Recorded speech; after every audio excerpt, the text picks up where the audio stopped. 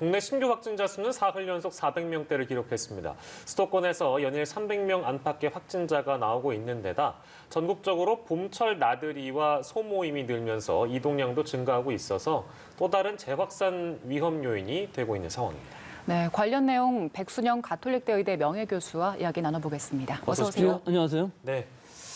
3차 대유행의 여파는 계속되고 있습니다. 이게 5개월째라고 하고 3,400명대에서 오르락 내리락 하고 있고 뭐 여러 원인을 저희가 매주 이제 좀 짚어봅니다만 좀 쉽지 않은데 이게 결국에는 뭐 무증상 감염도 계속해서 늘고 있는 그게 가장 크다고 봐야 될까요, 교수님? 예, 최근의 경향을 보면은 대규모 집단 발생이 보이지는 않습니다. 예, 진주에 그 사우나발로 200명 정도 나온 것 이외에는 대부분 뭐 100명 전후 뭐 커봐야 그 정도이면서 숫자가 늘어났어요. 그 발생하는 숫자가 늘어나면서 지역 사회에 있어서의 아주 작은 발생들이 더 많다는 것은 네. 지금의 방역 통제만으로는 이것을 유행을 억제하기는 어렵다는 것이죠. 예. 결국 지난 몇 달 동안 거의 뭐 2달 동안 400명 가까이 계속 나오고 있고 지금 상황은 430명 전후로 2주간 유지되고 있습니다. 이 상황이 좀 이 내용면에서 보면 좋지 않은 것은 결국은 감염 재생산 수가 얼마나 되느냐는 것인데 이를 넘고 있고요. 네. 감염은 불명의 환자의 수도 25%를 넘고 있기 때문에 4명에 1명은 우리가 찾아내지 못하고 있다는 것이거든요.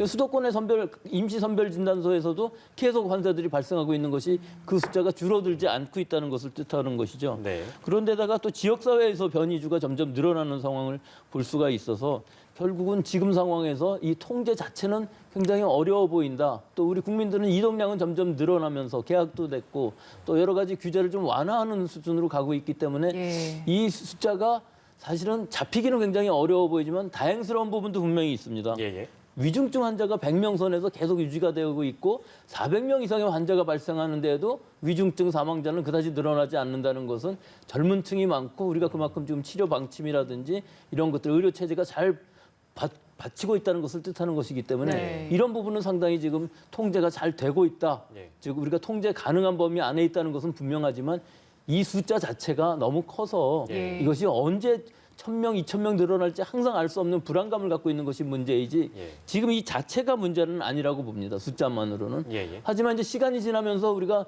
고령층, 고위험군 면역이 생기게 되면 이 예방접종이 계속 진행되게 되면은 위중증 사망 환자들도 상당히 줄어들 부분이 있기 때문에 네. 환자 수에 관계없이 어느 정도 안심할 수 있는 방향까지 갈 수는 있겠습니다만은 지금부터 한두 주가 아니라 한두 달 정도의 예. 이 추세가 굉장히 중요할 것으로 봅니다. 시간이 네. 오래 걸린다는 말씀이신데 정리해 보자면 지금까지의 상황을 보면 이제 좋지 않은 시그널들은 지금 말씀 주신 대로 꽤 많은데 뭐 호재라고 볼 만한 거는 위중증 환자나 사망자의 어떤 정체 그리고 백신 접종으로 인한 어떤 기대감 그것 빼고는 없는 거네요. 그렇습니다. 지금 예. 현재로서는. 예, 좀 안타까운 상황이네요. 네, 지금 베이스라인 자체가 300명, 400명대로 높아진 상황이잖아요. 근데 당국에서는 일단 2분기에 일반인들 백신 접종하기 전에 200명까지는 수치를 낮춰야 된다 이런 목표를 냈었는데 지금 교수님께서 짚어주신 상황들을 보면 그게 상당히 어렵지 않을까 이런 생각이 들어요. 그 현 상황을 잘 생각을 해봐야 네. 되는데요. 우리가 지금 지속 가능한 방역으로 가면서 좀 더 완화하는 지금 뭐 규제를 좀 푸는 형식으로 가고 싶은데 네. 그 부분이 안 되는 것을 200명 정도까지 억제를 하면 가능하겠다 하는 것인데 예. 지금 우리 국민들의 전체 이 방역에 대한 의식이나 우리 국민들의 지금 이동량이나 뭐 여러 가지 방역 통제 모든 걸 다 종합해 보면은 이 수준이 줄어들기는 굉장히 어려운 상황은 분명하거든요. 예. 그러니까 200명은 뭐 어림도 없어 보이고 지금의 수준이라도 계속 유지가 되면서 예방 접종이 잘 진행된다면은 상당히 통제 가능한 범위 안에서 예방 접종이 빨리 진행되지 않을까 하는 예상이고 예. 새로운 거리두기 단계에도 그 부분이 어느 정도 안정이 되면은 숫자와 상관없이 이행하는 것이 좋지 않은가 그렇게는 생각을 네, 합니다. 주변 뭐 이게 더불어 첨언하자면 뭐 주변 분들 봐도 이제 뭐 괜찮지 않겠어? 뭐 이제 괜찮지 않겠어? 이제 괜찮다는 표현을 너무 많이 하셔서 그게 우리가 처음에는 11월 말 3차 유행이 시작될 때만 해도 뭐 100명, 200명만 해도 많다고 생각했는데 지금 예. 400명이 넘어가서 500명, 600명이 되는 상황이라도 이 우리들의 마음이 해이해진 부분들이 있고 익숙해진 부분들이 분명히 예. 있습니다. 예, 그래서 예. 해이해지는 것은 어쩔 수가 없어요. 장기간으로 가면은 계속 통제를 한다고 해서 이게 되는 것은 아니기 때문에 예. 부러뜨리는 것보다는 좀 더 탄력성 있게 가는 예. 것이 훨씬 더 좋아 보입니다. 예, 네, 알겠습니다.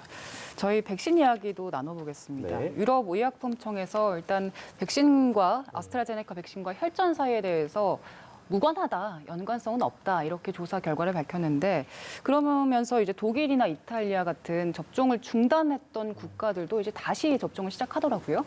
이게 예상했던 결과인데요. 예. 지금 모든 부작용이 지금 말씀하신 것처럼 단정적으로 없다고 할 수가 없어요. 예.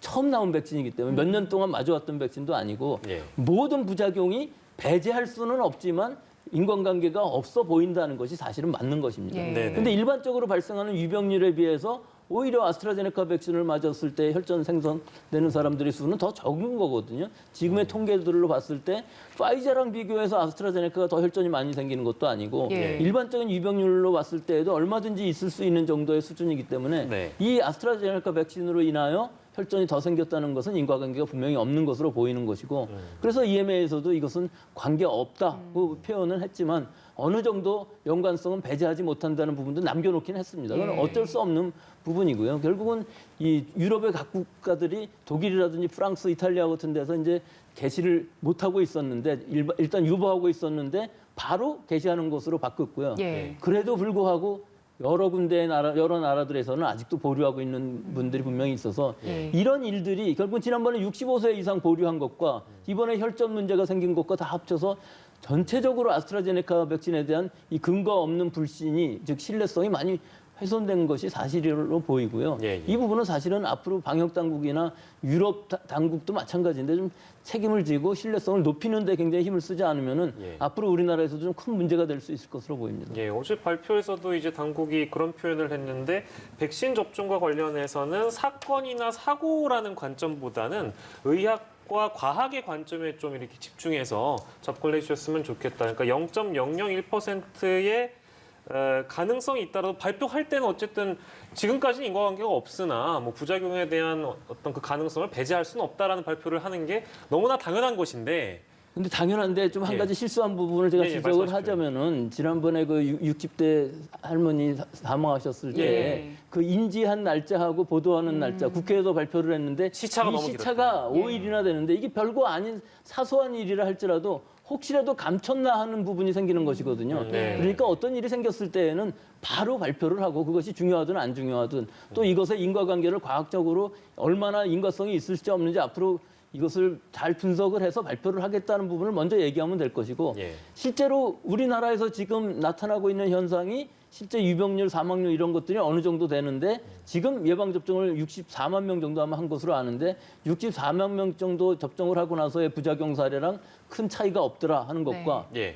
앞으로는 이제 65세 이상을 접종을 하게 되면 더 큰 문제가 생기죠. 작년에 독감 백신 맞을 때 110명이 사망을 했다고 하는데 결국은 110명이 전부 인과관계가 없었던 것이거든요. 예. 근데 그 보도하는 과정 중에서는 110명에 대한 그 공포가 계속 누적되다 보니까 한 1,000만 명분을 폐기했다고 해요. 예, 예. 전년도에 비해서 예방접종률도 훨씬 떨어졌고 예. 예. 독감 뭐 그 정도로 넘어가겠지만 이 지금 코로나 백신이라는 의미는 이것이 신속하게 가지 않으면은 다른 외국들에 비해서 훨씬 더 경제적으로도 뒤떨어질 부분이 있기 때문에 네. 신속하고 집단 면역에 빨리 가는 거 중요하고 65세 이상의 고위험군에 있어서 접종이 신속히 되는 것이 굉장히 중요하거든요. 네. 그래서 이런 근거 없는 루머나 혹은 이런 상황들을 자꾸 만들면서 보도를 하고 예. 사망자가 나오고 혈전이 생겨고 사망했다는 상황들을 자꾸 보도만 하게 되면은 예. 이 앞뒤 연관 관계가 확실치 않은데 그 시점에 따라서는 계속 공포감을 느끼는 시기가 늘어나게 되면은 국민들의 수용성이 떨어지죠. 예, 예. 안 맞겠다고 그러는 사람들이 네. 많아서 난 기다렸다 11월 달에 맞겠다는 사람 생기기 때문에 예, 예. 이런 부분은 꼭 유의해야 될 부분이라고 봅니다. 네, 신중한 보도의 중요성에 대해서도 말씀을 해주셨는데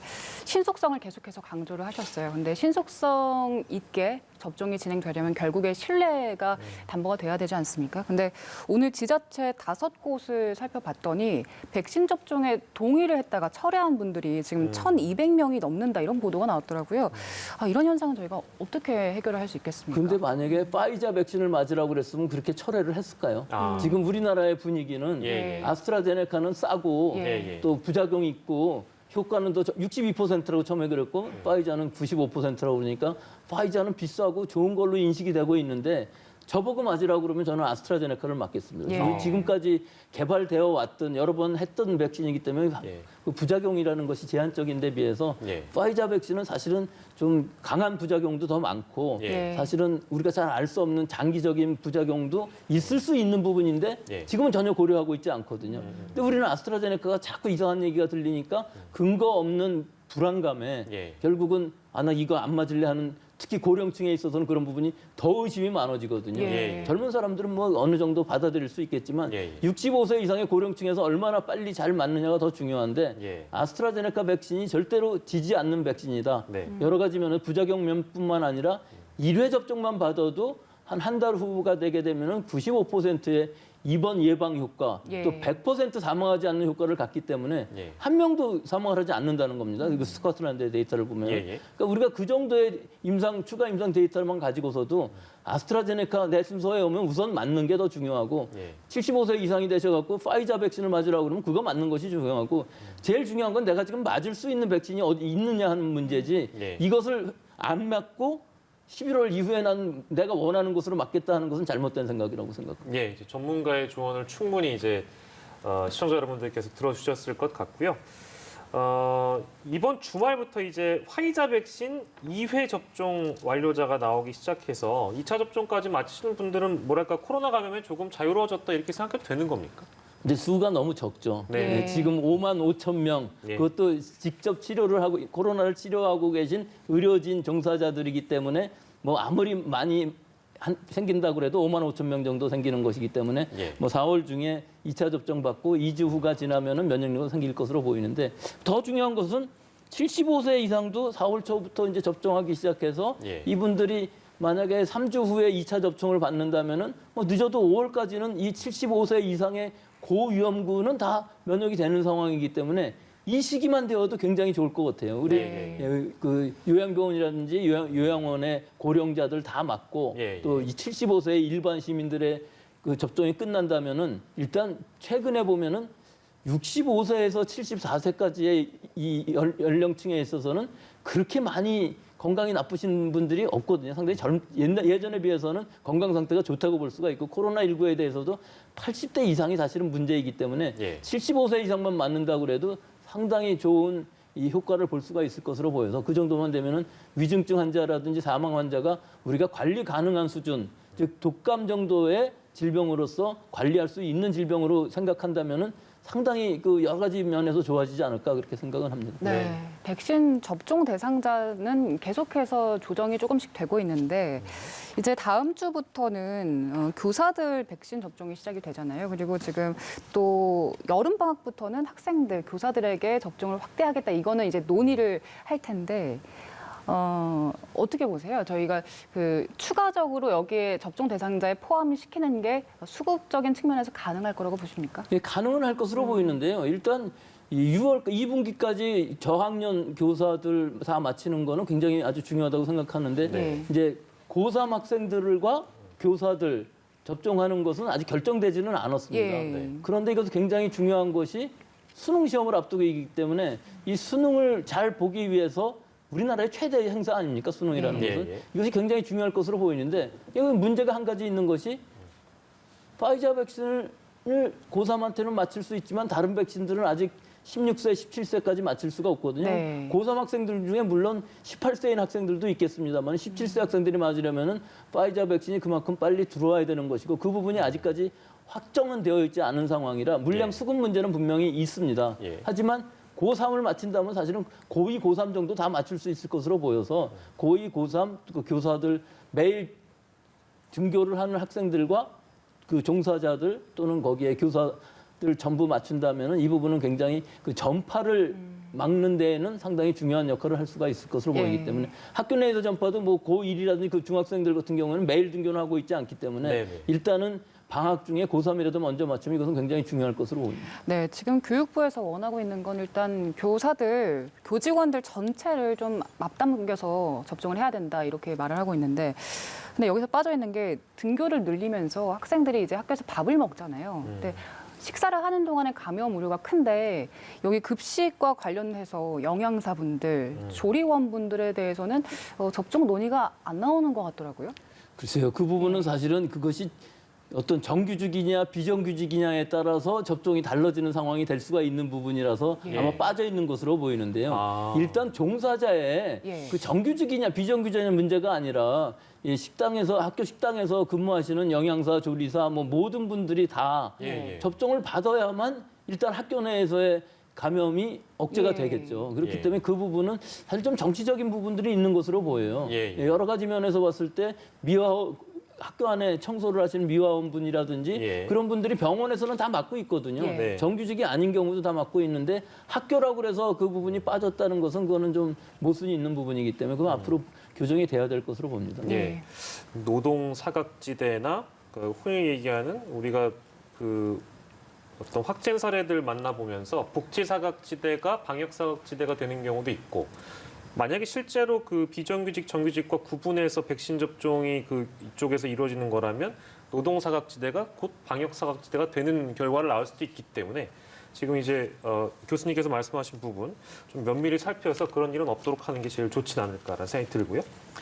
이 3차 대유행의 원인 중에 하나가 변이 바이러스가 계속해서 발견되는 것이다라고 이제 초반에 짚어주셨는데 프랑스 얘기를 해볼 건데요. 지금 프랑스는 에이즈 백신 접종 재개했다는 얘기를 저희가 이미 나눈 바 있는데 지금 3번째 봉쇄에 들어갔다고 합니다. 그러니까 이유는 혹시나 영국발 변이 바이러스 때문이 아닐까라는 생각이 들어서 저희도 이 변이 바이러스에 자유로울 수 없는 국가 중에 하나잖아요. 백신은 맞고 있습니다만 프랑스 같은 상황이 되면 안 되기 때문에 이 부분을 좀 짚어봐야겠는데요. 변이 바이러스와 백신의 연관성 어떻게 좀 봐야 될까요? 우선 우리랑 많이 다른 부분이 네네. 프랑스나 유럽의 국가들은 수만 명씩 생기는 하루에 확진이 되고 있거든요. 예. 그런데다가 변이주도 이미 우세종이 되어 있어요. 네. 그런데도 불구하고 예방접종은 뭐 파이자, 모더나, 아스트라제네카 다 갖고는 있지만 물량 자체가 부족하고 접종 속도가 느려서 못 쫓아가고 있는 것이거든요. 전체적으로 봤을 때는 이 확산 속도는 변이주가 돼서 굉장히 빠른 데 비해서 접종은 늦어지고 있고 그러니까 3차 대유행이 시작됐고 그것이 결국 변이주에 의한 영향이 굉장히 크다고 볼 수가 있죠. 예. 우리 같은 경우는 사실 변이주가 그 정도까지 많지는 예, 예. 않고 또 우리는 접종 속도를 빨리 할 수 있습니다. 그래서 변이주가 더 늘어나기 전에 접종이 빨리 6월까지만이라도 접종이 신속하게 된다면 우리는 변이주로부터 좀 자유스러울 부분들이 분명히 있기는 한데 예, 예. 유럽의 경우는 전혀 그렇지가 않습니다.